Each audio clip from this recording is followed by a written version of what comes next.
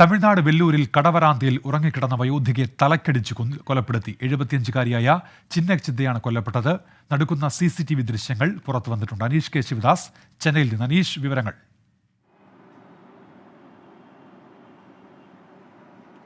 ഉന്മേഷ്, തമിഴ്നാട്ടിലെ വെല്ലൂർ ഡിസ്ട്രിക്റ്റിൽ ഗുഡിയാത്തം എന്ന സ്ഥലത്താണ് ഇന്നലെ രാത്രി 12 മണിയോടെ ഈ ദാരുണമായ സംഭവം നടക്കുന്നത്.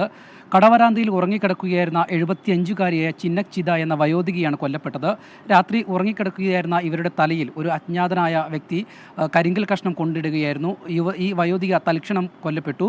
ശബ്ദം കേട്ട് ഉണർന്ന സമീപത്തുള്ളവർ എണീറ്റപ്പോഴേക്കും ഈ അക്രമി രക്ഷപ്പെടുകയായിരുന്നു.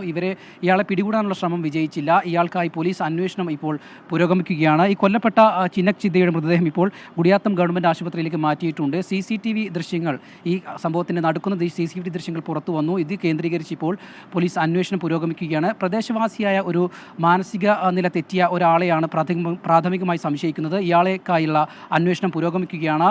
മറ്റ് ആർക്കെങ്കിലും പങ്കുണ്ടോ എന്ന കാര്യവും കൊലപാതകത്തിന് ഇടയാക്കിയ സംഭവങ്ങളെക്കുറിച്ചും ഇപ്പോൾ വ്യക്തത കൈവന്നിട്ടില്ല. ഏതായാലും അല്പസമയത്തിനുള്ളിൽ തന്നെ ഇയാളെ പിടികൂടുമെന്നൊരു പ്രതീക്ഷ പോലീസ് പങ്കുവയ്ക്കുന്നുണ്ട്. ഉന്മേഷ്. ശരി, അനീഷ് കെ ശിവദാസ് ആണ് ചെന്നൈയിൽ നിന്ന് വിവരങ്ങൾ നൽകിയത്.